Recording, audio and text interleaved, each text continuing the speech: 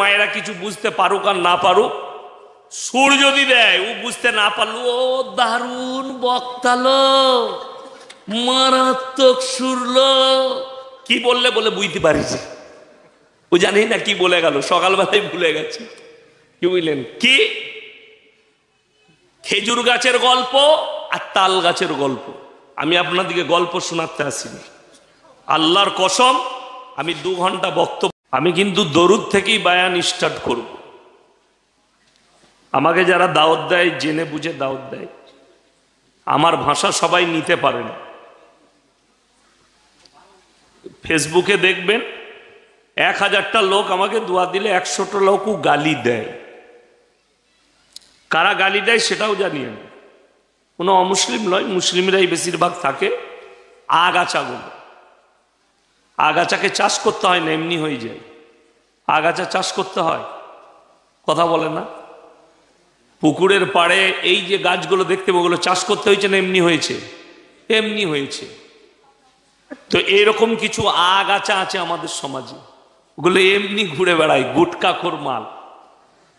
কি বুঝলেন? যারা গালি দেয়, তো তাদের নিয়ে আমার ঝামেলা নাই।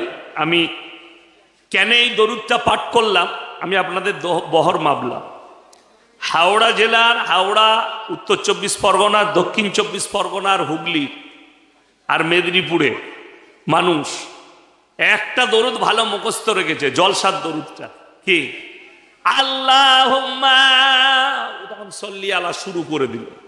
এই দরুদ ছাড়া আমি দেখতে চাইলাম নামাজ পড়ার বেনামাজি মাল কটা আছে।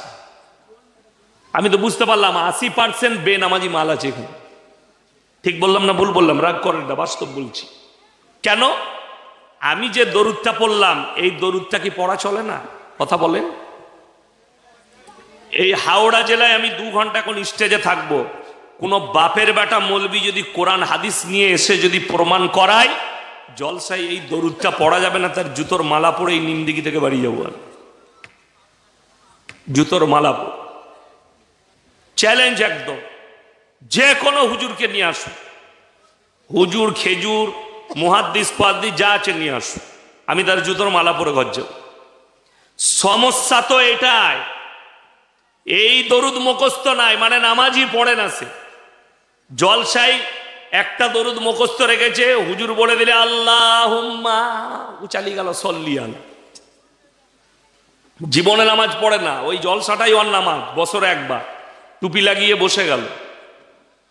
এই দরুদটা পড়া যাবে না আমি এটা বলিনি, দরুদ পড়ুন সবটা, কিন্তু নামাজের দরুদ আমি পড়লাম, আপনারা বলুন সবাই চুপ ছিল না? ছিল না? কয়েকটা লোক পড়ছিল, আমি দেখলাম যারা দাড়িওয়ালা লোক আছে, নামাজি আছে, তারা পড়ছে, বাকি সবাই স্টপ।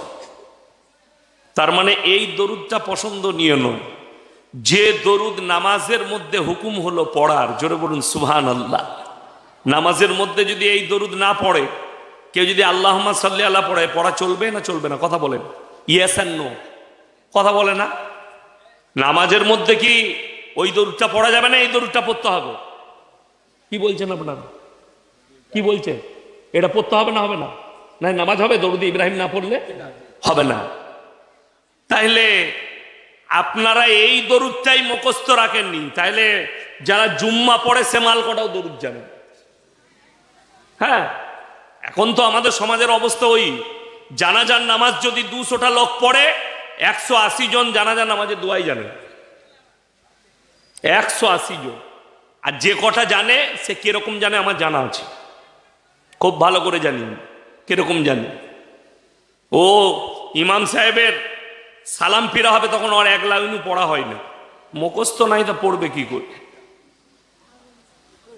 গুটি কয়েক কথা আলোচনা করব, শুনেন, উপদেশমূলক কথা। আমাদের দেশে এই নিমদিঘির মায়েরা বলবে এমন একটা বক্তা আনলি, ও তো সুরই তুলল না।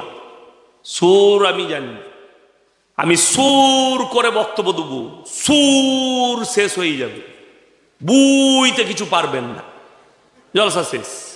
হ্যাঁ, সুর আছে আমার, আমি সুর দিতে পারবো। আর আমাদের দেশের মায়েরা কিছু বুঝতে পারুক আর না পারুক, সুর যদি দেয় ও বুঝতে না পারলো, ও দারুণ বক্তালো, মারাত্মক শুনল। কি বললে বলে বুঝতে পারিছি, ও জানি না কি বলে গেল, সকালবেলায় ভুলে গেছে। কি বুঝলেন? কি খেজুর গাছের গল্প আর তাল গাছের গল্প। আমি আপনাদেরকে গল্প শোনাতে আসিনি, আল্লাহর কসম। আমি 2 ঘন্টা বক্তব্য দেবো, গুদা বাংলায় দেব, আপনার ব্রেনে প্রবেশ করবে, দিল আর দিমাকে আমি ভরতে এসেছি। আজকে মুসলমান মারাত্মকভাবে পেঁচিয়ে যাওয়ার 2টো কারণ। এক হচ্ছে দুনিয়াবি এডুকেশন নাই, দ্বিতীয় নম্বর হচ্ছে দ্বীনি শিক্ষা নাই। এই 2টো থেকেই মারাত্মকভাবে মুসলমান পেঁচিয়ে। আপনাকে আমি দেখিয়ে দেব, সকলে জানে আল্লাহর নবীর হাদিস, প্রত্যেকটা মুসলমান নরনারীর জন্যে দ্বীনি ইলম হাসিল করা ফরজ। ঠিক কিনা কথা বলেন? ফরজ। আপনাকে দেখিয়ে দেব 100টার মধ্যে 80 জন মুসলমান, তাদের মধ্যে দ্বীনি শিক্ষা নাই, দ্বীনি ইলম নাই। দ্বীনি ইলম মানে কি? আলেম হতে হবে, মুহাদ্দিস হতে হবে, মুকাররির হতে হবে না।